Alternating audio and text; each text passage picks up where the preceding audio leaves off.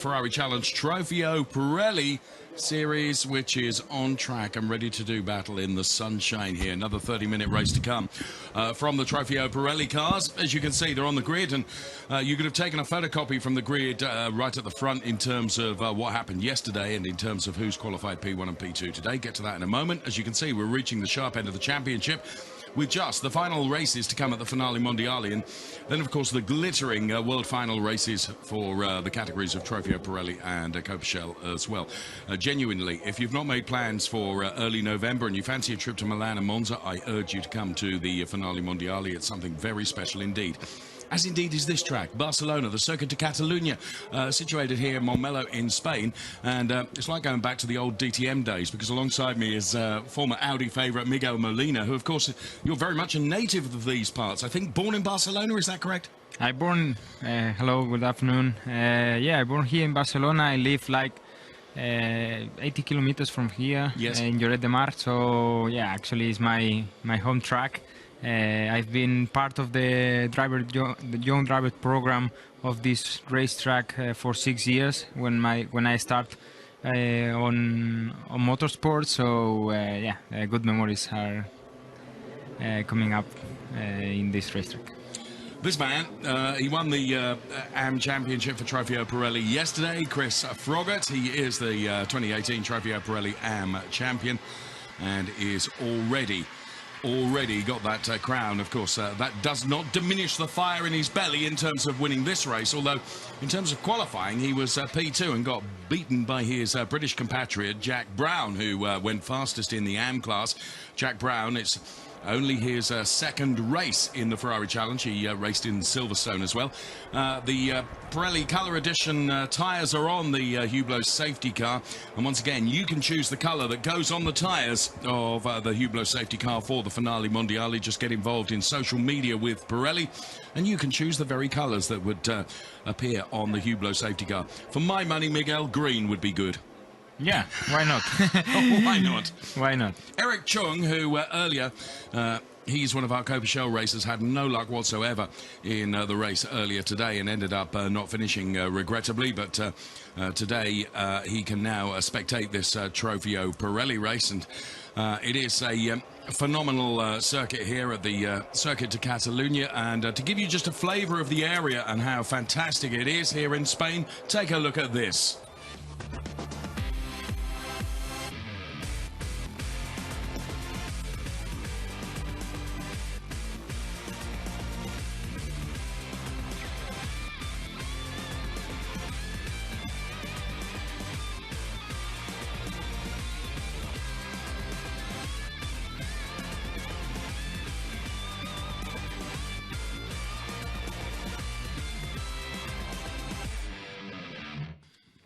So just a little postcard of the area here in Barcelona then.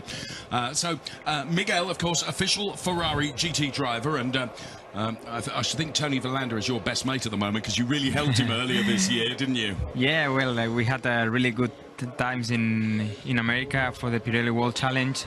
We could win the championship and in the sprint X, and Tony won the overall championship. So actually it was a good year for us there in America. Also really important for Ferrari to have a win in America, because it's one of the biggest market of Ferrari. So it's always important to score a good results there, and for me to have my first championship with Ferrari is also special. Yes, and very good to see how successful you were. So let's take a look right now at this, something very special.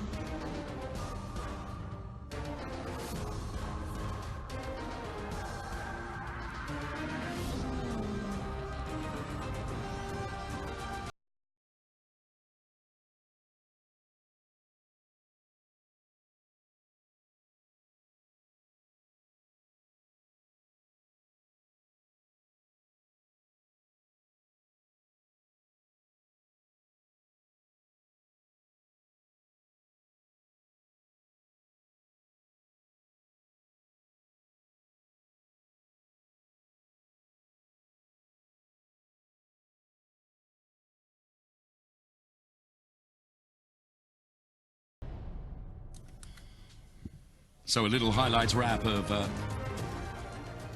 just some of the things that are going on at this fantastic weekend here in Barcelona. And Miguel, I have to say, when I joined the Ferrari family, and you're much, much closer into the Ferrari family than I am because you're a top racing driver, but actually, everyone said to me, once you become a member of the Ferrari family, it's something very, very special. Is that, I mean, you must experience that more than anybody else as a top driver. Yeah, I tell you, when first time that I arrived in Maranello, you really feel that passion and that that feeling that you have, and is something unique. You can really see what means Ferrari for the people that is working on the factory, and especially all around, everywhere you go. Everybody knows Ferrari, so that means something special, and I'm really proud and happy to join in last year the Ferrari family. Put me into a little secret here, Miguel. Do you get a Ferrari company car? No. No! I was really hoping you were going to say you've got a California or something. I would like to, but no, not yet. Oh, okay. Now, we saw in those images as we took a snapshot of the highlights of the weekend, of course, you had many, many roles here. Not only have you been taking people out on taxi rides, not only have you been, of course, talking to the camera an awful lot, you've been in race control as well. That's poacher turned gamekeeper, that is. Yeah, actually, it's a new role for me. I've been involved on the race control advisor. Yes. Just to give my experience and try to be between the drivers and the stewards, and to take any decision. And actually, I'm having fun. I will be like here in this race for probably 10 minutes, and then I will go back to my office, let's say. and no, actually, it's a good experience, and it's really nice that Ferrari involves us on such as events like this, and for me especially here in Barcelona. I have to say, when I was talking to Sam Bird and also James Collado, who've also done that same job this year, they both said it's actually really fascinating to see it from a completely different perspective, because you as a racing driver, not that you ever pick up penalties, of course not, Miguel, but if race control offer penalties out, of course, as a racing driver, you might sometimes question that decision, but when you see how the decisions are made, it's actually quite fascinating. Yeah, it's one of the things that I learned this week, and a lot of things are happening in the race control, and like you said, sometimes you cannot understand why some decisions has been taken by the stewards or by the race director. But after such a weekend like this, that you are inside of the role, and you can see all the inside work that there is there. Actually, it's not easy, and sometimes I would say it's not easy decisions for the people that is working there. Well, as you said, you're going to stay with us perhaps for the opening couple of laps, and then you've got to go off to race control, which is only a few doors down. You haven't got far to go, it's not far away. And we're grateful that you've taken time to be with us here. So the rolling start is something that is always a feature of the Ferrari Challenge. The safety car, the Hublot safety car, has been released then, and the cars will pick up behind the Hublot safety car in just a moment. And of course, Nicholas Nielsen will be going from pole position in the Pro category, but in the AM category, going from pole position, it's this man, Jack Brown. Well done, sir. Pole position here today in the AM class at Barcelona, running with FF Course. I'm very happy to be here, and I look forward to the race later on. So Jack Brown then, a real talent, that's for sure. Been racing Caterhams in the UK, and it's a big step up, isn't it, from any the Caterham RS is a heck of a car to drive, but it's a very, very different car to these 488 cars. Yeah, actually, it's completely different car, and I could experience this car on Friday. It was my first time driving the 488 Challenge car, and actually, for a cab like this, it's really good car and really powerful. It's having more power than our GT3 or GTE. It's clear that there we have balance of performance, and it's a bit difficult on that. But actually, I was really surprised, because This car is quite a series car, so it's quite coming from the road cars, and actually is behaving quite well on the track, and I was quite surprised of the performance.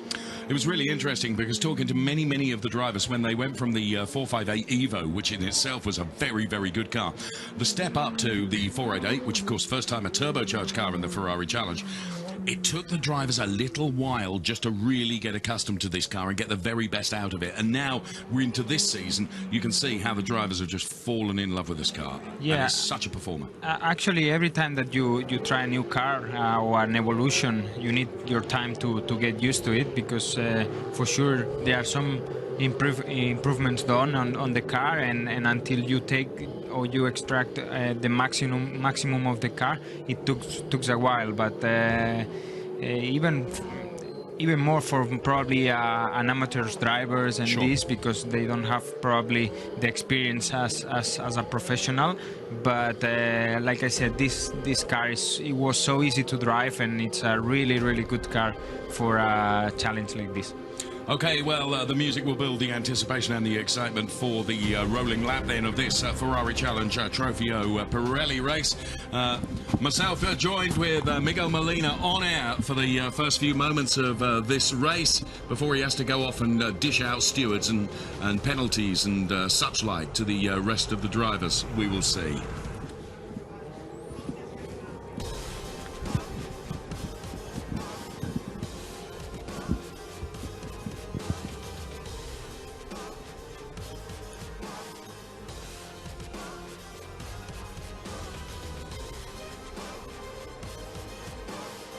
So the cars side by side as the lights go green. A brilliant start from Niklas Nielsen, who once again almost catches Bjorn Grossman napping because Bjorn Grossman is in trouble now, trying to defend from Jack Brown, who's on the inside here. He's almost on the grass. Fabian Volven trying to come through as well. So we go almost three abreast at times there. Chris Froggatt just having to yield from the hard-charging Bjorn Grossman, then trying to recover the momentum that he lost right at the start of the race. And in that situation, alongside me, Miguel Molina, he saw the start of that race, a real passionate rolling start. And the rolling start is something so difficult because the pace is controlled by the front two cars, isn't it? Yeah, you need to be really awake because...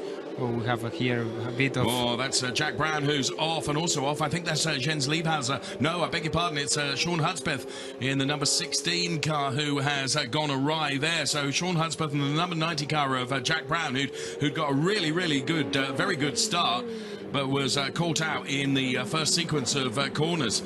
So back to the rolling start. You've got to have the pace right, haven't you?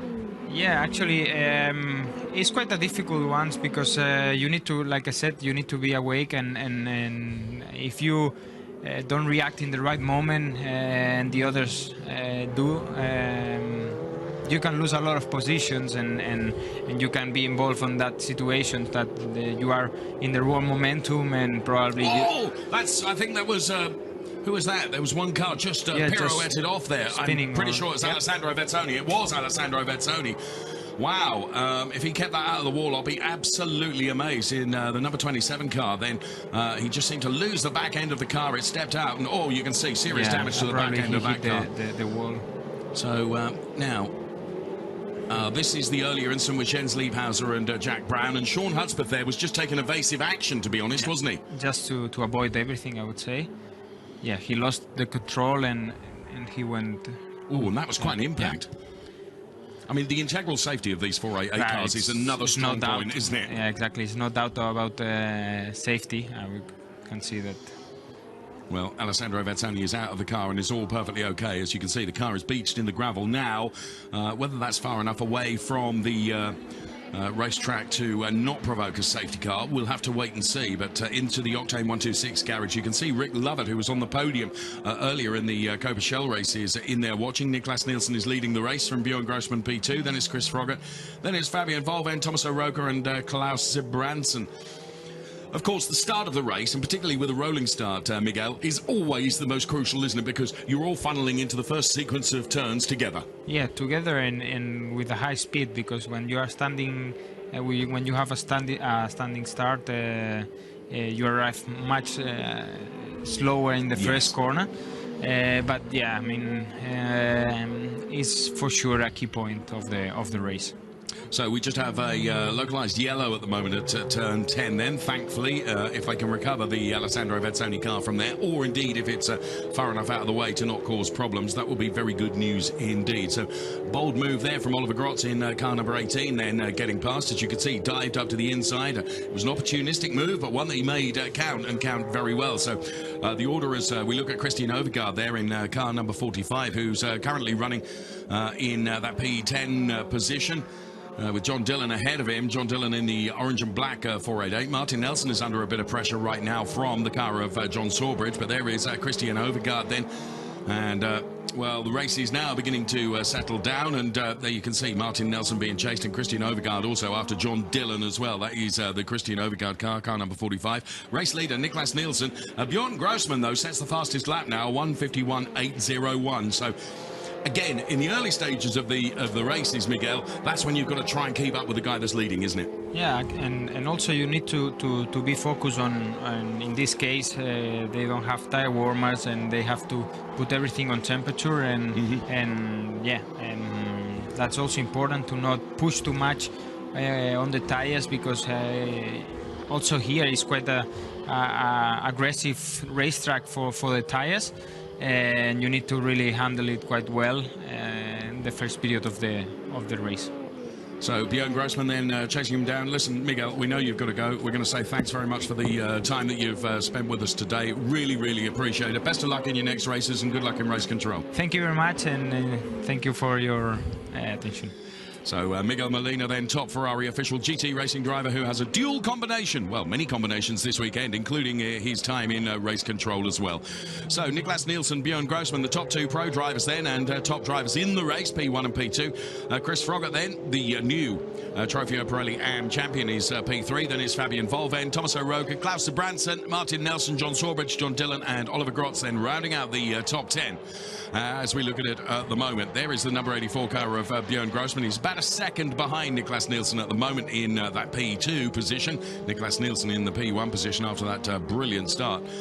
So this is Oliver Grotz then getting past Christian Overgaard. That's the second really bold and ambitious overtake, and a very good overtake that he's made that we've seen in the race so far. So here is the race leader, Niklas Nielsen then. And the gap is, well, as you can see, something like 8 tenths, and Bjorn Grossman was 9/100ths quicker than Niklas Nielsen on the last lap, so the gap actually down to 7 tenths between Niklas Nielsen and Bjorn Grossman now. So Niklas Nielsen, who's been something of a wonder star since making his debut in the Ferrari Challenge, actually made his debut at the World Finals in Mugello at the end of last year, but the full campaign he's conducted with Formula Racing this year has been utterly faultless. However, for the moment, I would say Bjorn Grossman is looking pretty lively and getting ever closer to him. So Niklas Nielsen perhaps might come under a bit of pressure here from Bjorn Grossman. And Chris Froggatt then, the new Trofeo Pirelli AM champion, who's running in P3 and is the best of the AM drivers ahead of Fabian Volvend and Thomas O'Rourke, who's in that P3 position in terms of the AMs. So Miguel Molina then was with us for a while then, and great to have his company just for a short while on air. He is, of course, official Ferrari GT driver and doing lots of work here at the Ferrari weekend in the Circuit de Catalunya. There is Chris Froggatt then, the Sky liveried car then, the car number 93, winning in that P3 place in the race overall. Niklas Nielsen, for the moment, just seen off the charge and challenge from Bjorn Grossman and extended the margin just a little bit, although Bjorn Grossman is very, very quick, and last lap was 10th quicker than Niklas Nielsen. So Niklas Nielsen is very much aware of the fact that the Octane 126 driver is right behind him. So there, the number 84 car. There is the race leader, Niklas Nielsen, then, as he heads to break the timing beam. The gap last lap around was 9 tenths. And this time around, as they both cross, it has been reduced slightly to 8 tenths. So Grossman very much staying with him then. Nielsen, Grossman, then it's Froggatt, Volvend, Roca, Zabranson, and Martin Nelson. And this is Jens Liebhauser, having a scrape up against the wall. He's having a torrid time of it today, is Jens Liebhauser. German driver, and ironically, co-official AM champion from last year. That position, of course, now held by Chris Froggatt, the British driver.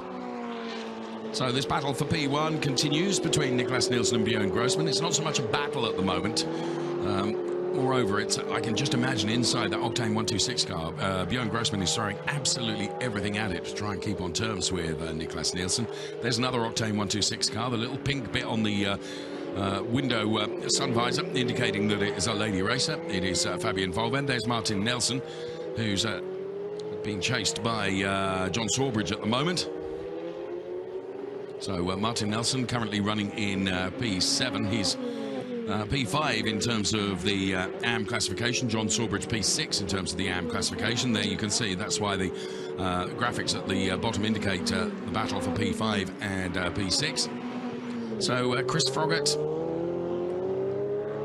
is the quickest of the AM drivers. The quickest of the pro drivers is Niklas Nielsen, by dint of him leading the race. John Dillon just taking a look at the inside of John Sawbridge there, showing his face into the rearview mirrors of John Sawbridge, just to perhaps worry him, but I would be more concerned by virtue of the fact that Oliver Grotz is right behind him, and Oliver Grotz has undertaken 2 fantastic overtakes so far in this race, and the first third of the race is almost completed. So next in his target sights is the car of John Dillon, no question about that. So there is Oliver Grotz then in the number 18 car, making his debut in the Ferrari Challenge this year, driving for the Formula racing team. As another lap is put into the book, is Oliver going to have a go going into turn number 1? I think he's certainly going to be close enough to John Dillon. Will he dive to the inside? Is he close enough to dive to the inside as they run downhill now?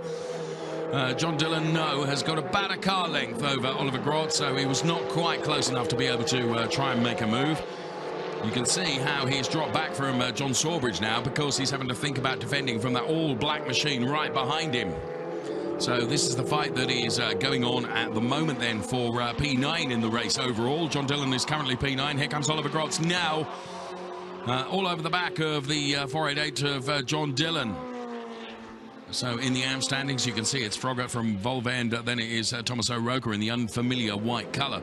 Normally drives a blue car. Hope he goes back to the original colour scheme when it comes to Monza. Christian Overgaard then just taking a look at the car ahead of him, which is the car of Jack Brown now.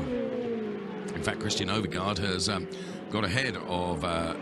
Jack Brown has got ahead of Christian Overgaard. That's what I'm trying to say. Your teeth in, Dave. There is Thomas O'Rourke, and here is Martin Nelson then continuing to be chased here, and Oliver Grotz has got past John Dillon, as you can see. Didn't see that overtake live, but it was only a question of time rather than if, because Oliver Grotz did get past John Dillon, and Martin Nelson trying hard to defend against John Sawbridge here, who is having a real go at the Scuderia Autoropa driver ahead of him. So Oliver Grotz, now he's got past John Dillon. You can see he's almost on the back of John Sawbridge straight away. So he clearly has got the pace in that car, and has moved himself up to that P9 position now. Fastest lap comes from Niklas Nielsen as he responds to the charge and challenge from Björn Grossman, a 150.903. And there is the Jack Brown car, who now he's got past Christian Overgaard. He's like a knife through butter, isn't he? As he lines up John Dillon ahead of him. So Martin Nelson, 265 kilometers per hour through the speed trap. And Martin Nelson then holding the yellow and green machine of John Sawbridge at bay for the moment. And there comes John Dillon losing out to Jack Brown. Jack Brown goes ahead of, Jack Brown goes ahead of the John Dillon car. There you can see. So the chase will be on to Oliver Grotz now.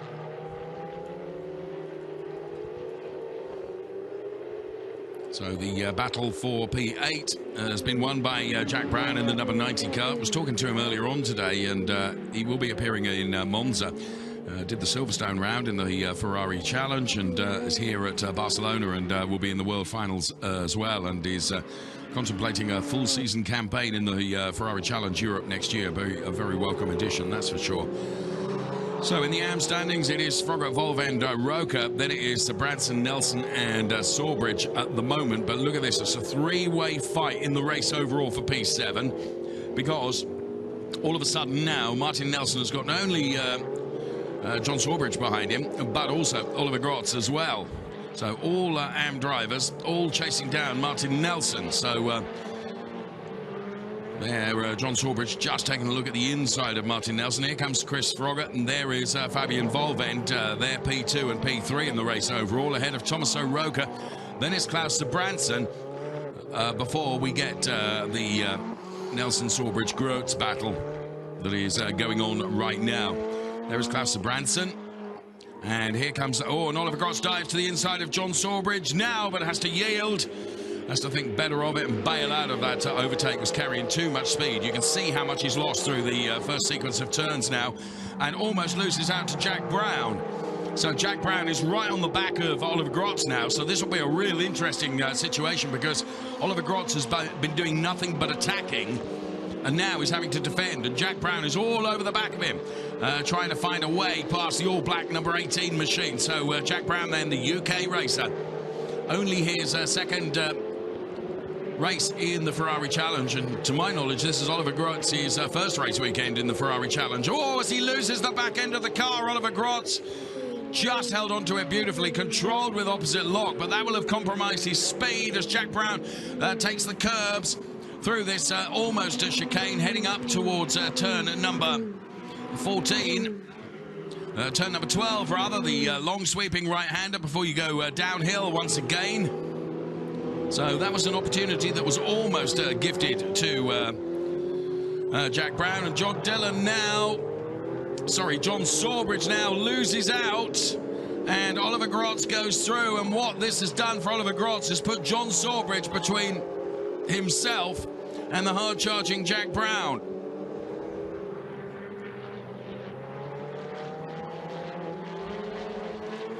So Oliver Grotz then now finds himself ahead of John Sawbridge through a mistake from John Sawbridge, and now Jack Brown has got to fight his way past the yellow and green machine to get back on terms with Oliver Grotz. Now all of a sudden Martin Nelson's attacker has changed car colour, because for ages it was John Sawbridge, but now it's the all-black machine of Oliver Grotz.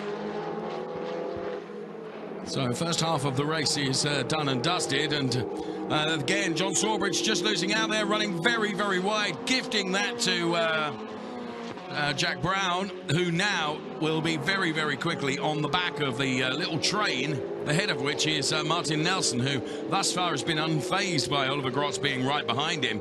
In fairness, he's not right behind him. There's a couple of car lengths between the two of them. Niklas Nielsen extends his lead over 3.4 seconds now between himself and Björn Grossman, and he's just extended that actually to 4.2 seconds. So very comfortable in the front once again is Niklas Nielsen. There is the John Dillon car chasing after John Sawbridge now. Jack Brown all over the back of the Oliver Grotz all over the back of Martin Nelson's car now, because he knows that Jack Brown is coming after him. So there's been a lot going on in this race. Niklas Nielsen is about to put another lap in the book with a huge margin over Björn Grossman. It was 4.2 seconds last lap around, as we continue to watch Martin Nelson here. Now, slowing car there. I think that's Thomas O'Rourke, isn't it? No, it's Salernitano. Thank you, Nico, alongside me. Salernitano then, who was slowing there, and he's one of the back-marking cars. Of course, we've lost Alessandro Vezzoni. And right, I just predict going into turn number 1, Oliver Grotz is going to be close enough to be able to have a go here. So Oliver Grotz needs to get the job done, and Jack Brown also wants to get the job done, and Martin Nelson is trying to hold off both of them. So here comes Oliver Grotz taking a look at the inside, and then decides against it. This is John Sawbridge and John Dillon, who are currently running in that P10 and P11 position. It's a P8 in the AMS, but in the race overall, there is John Dillon in the orange and black car number 61. And Martin Nelson doing a very good job in terms of defending from two hard-charging drivers right behind him. Of course, from Jack Brown's point of view, it's the Oliver Grotz car which is the target, and just a little touch between the two of them here, but if he can maintain the momentum, but he can't. So I just thought Jack Brown was going to get on the inside of Oliver Grotz then. He certainly tried. He got certainly the first part of the front bumper in front of him, but that was all. Well, the first part of the front bumper alongside him. So Martin Nelson doing a good job here in holding on to that P7 place in the race overall from these two. Here comes Jack Brown again. Oliver Grotz is in this position where he's trying to attack and defend at the same time, and first two-thirds of the race are almost done. So Brown looked right on the Oliver Grotz car. Oliver Grotz continuing to attack. He's got Martin Nelson ahead of him, but of course this is all playing into the hands of Martin Nelson, who perhaps is able just to escape a little bit up the road, because Oliver Grotz is now thinking about this Jack Brown car that's right behind him. Jack taking a completely different line through that chicane sequence there than Oliver Grotz, and I would suggest that that wasn't necessarily as quick. They round the final turn. So I've been saying for lap after lap after lap, Oliver Grotz is going to have a go going into turn number 1. And this time he's as close to Martin Nelson as he has been. Maybe it's Jack Brown that's going to have a go on Oliver Grotz going into turn number 1, though. I think all of them will bail out of it. Or will they? Yes, they will. And again, Martin Nelson is able to just maintain his position in P7 in the race. 10.5 minutes of the race remaining then. Niklas Nielsen leading, and now Jack Brown right alongside almost the number 18 car of Oliver Grotz. So into the next turn, there's going to be contact between the two of them. It was almost inevitable. You could almost see it coming in slow-mo, because neither of them were slowing, and there was just a gap there for Jack Brown to go into, and as Oliver Grotz went to close the door, there was contact between the two of them, and inevitably both of them are now out around that turn 4. Here it is in replay. So the inside line is there, but as, in fairness, now seeing it from that camera angle, it rather looks like, well, the hole wasn't there actually in the end. And, well, the contact between the two of them has effectively taken them both out of the race. And the safety car is being called for with just 10 minutes of the race remaining. So there, properly beached, is the Oliver Grotz car. Had actually done a very, very good job. Now, if Björn Grossman has conserved his tyres really well, dependent upon how long the safety car is out, will this provide perhaps another opportunity for him to have a look at Niklas Nielsen? Only time will tell, of course. So also out the Jack Brown car, that's going to have to be recovered from there. Wouldn't mind being a fly on the wall on the conversation that goes on between Oliver Grotz and Jack Brown. And now we had this situation yesterday with the gravel so deep here. You could see that the recovery truck that was trying to tow the car out was almost bogging down itself. Well, hopefully that will not be the case, because that would elongate the safety car period significantly. So the order then is Nielsen and Grossman, P1 and P2. Leader of the AMS is actually P3 in the race overall, and that is Chris Froggatt. Fabian Volvend and Tommaso Roca, P2 and P3 in the AMS. P3 in the pros, can you believe this, is actually back down there, P11 in the race, and that's Jens Liebhauser in the number 44 car. It's extraordinary. We've lost Alessandro Vezzoni, and Sean Hudspeth, of course, got through no fault of his own again, got nerfed back to P13 right at the start of the race. You can see who's gone where and who's gone up and who has gone down, and one of the big losers was Sean Hudspeth, looked down 5 places. There is Christian Overgaard, who's running in P10, but actually P8 in the AMS. And the safety car is out for the recovery of the Jack Brown car and the Oliver Grotz car. So those two cars are going to have to be recovered. And there's some of the spectators looking on then in this, the second of the Trofeo Pirelli races. Let's take a look at the show cam now.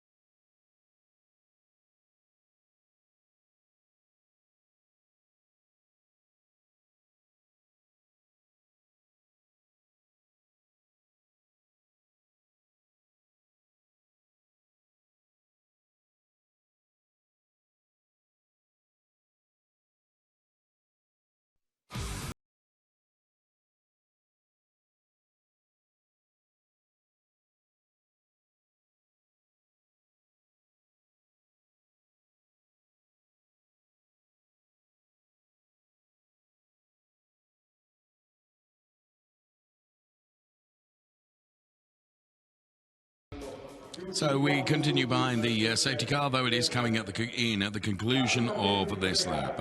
Just taking a look at the show cam then, some of the highlights of the race that we've seen so far. This is going to be a fraught fight to the finish. Just 4.5 minutes of duration of the race time left. As Octane 126 look on then, do they sense that this is an opportunity for their driver Björn Grossman to be able to try and wrestle away Niklas Nielsen from that P1 position. Niklas Nielsen, of course, his responsibility to control the pace of the restart once the safety car has come in. And it's down to Björn Grossman to try and anticipate when Niklas Nielsen is going to try and go for it.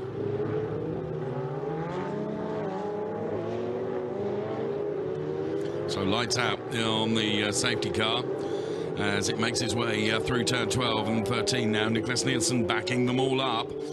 Now what he can do, he can slow right down and back them all up, but once he accelerates, he's got to stay accelerated. You can't go for it and then stop, then go for it and stop again. You've got to keep on the throttle, so safety car lights are off. Niklas Nielsen goes for it there. I think it was fairly well anticipated by Björn Grossman, to be fair. And those two have broken away from the rest of the pack a bit as we've got 3.5 minutes of race duration. And Björn Grossman really did anticipate that well. He was right on Niklas Nielsen, but now Nielsen's got it all under control. Can Björn Grossman get close enough? Heading in towards turn number 1 to put a challenge on Niklas Nielsen for the lead of the race. So let's see then, just 2 laps remaining. Grossman is with him. Grossman looks at the inside. Thinks better of it. Fabian Volvend is in the same instance, taking a look at the back end of Chris Froggatt.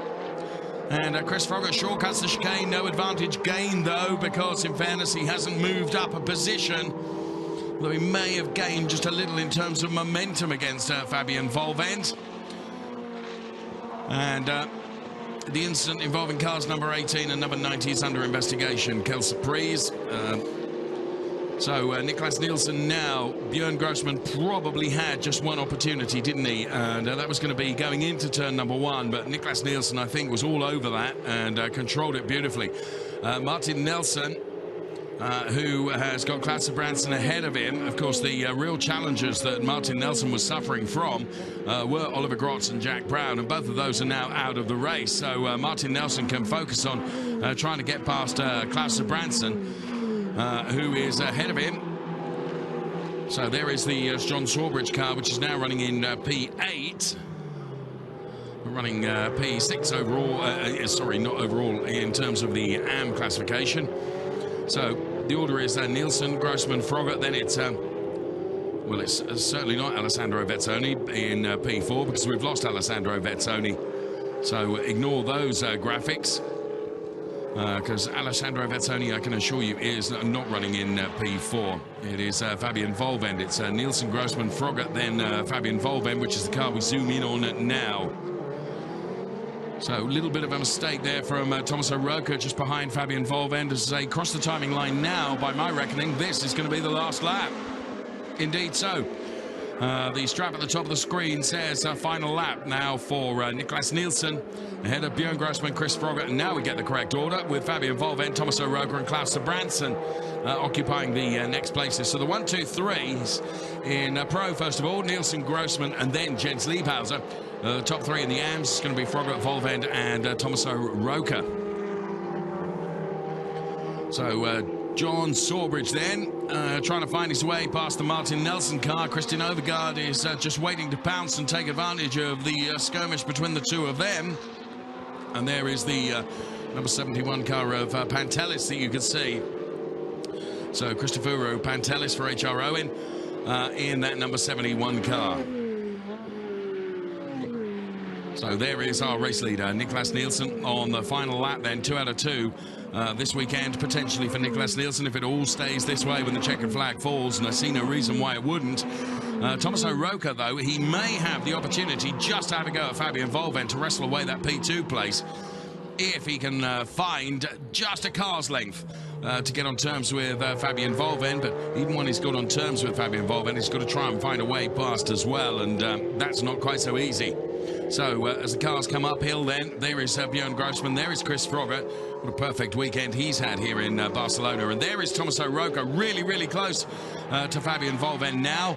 Niklas Nielsen runs downhill in this perfectly produced 488 race car from Formula Racing.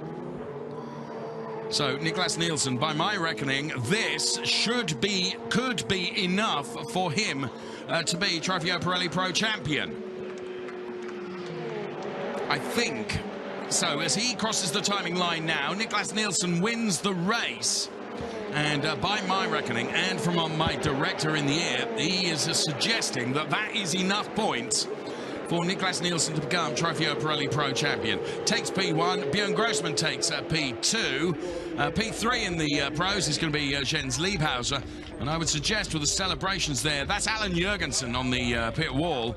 The top three in the AMs, Chris Froggatt, Fabian Volvent, and Tommaso Rocca. So yes, my adjudicator alongside me is checking the figures as well, and we think it is enough for Niklas Nielsen to have won the Trofeo Pirelli Pro Championship here. There is the number 83 car of Salernitano. Wow, what a race, punctuated, of course, by a safety car. Well, I say, of course, it's never a given, but safety car was out for a period of time, and there you can see as we zoom in on the Nielsen flag, he is a Trofeo Pirelli Pro Champion. Car number 45 is going to get a time penalty of 25 seconds for overtaking under the safety car, so that's going to drop Christian Overgaard way down the order then. And yes, confirmation, the 2018 Trofeo Pirelli champion is Niklas Nielsen. So well done to him. Niklas Nielsen has done a fantastic job and wins the Trofeo Pirelli Pro Championship. This season, 9 wins that man has taken out of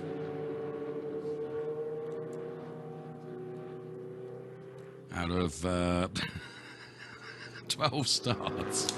Sorry, my fingers weren't going quite quick enough there. What a phenomenal achievement.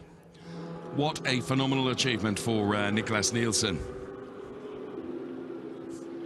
So, P1 and P2 to Niklas Nielsen and Björn Grossman. P3 will be Jens Liebhauser in car number 44. P4 is going to be Sean Hudspeth, who actually takes P10 in the race overall now because of the time penalty rather, for Christian Overgaard.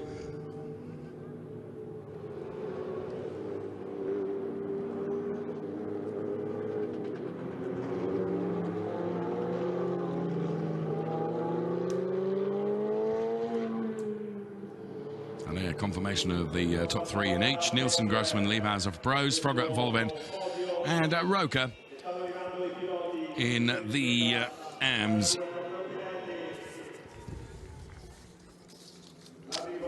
So, going to be a fairly lively podium celebration, I would suggest. Tommaso Rocca on the podium. All very pleased with that.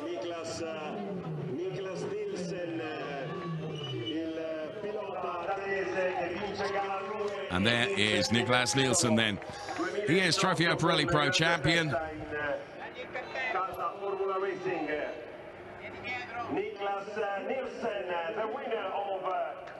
And there he is on the top step of his car.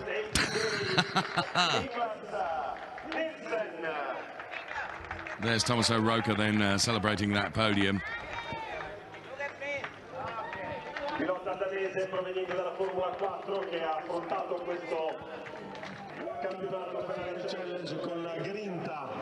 And Chris Froggatt then, who of course was in the position Niklas Nielsen is in today. Chris Froggatt took the AM Championship yesterday. Happy 2018 day. Okay, it's the best they could do with the letters that they had available.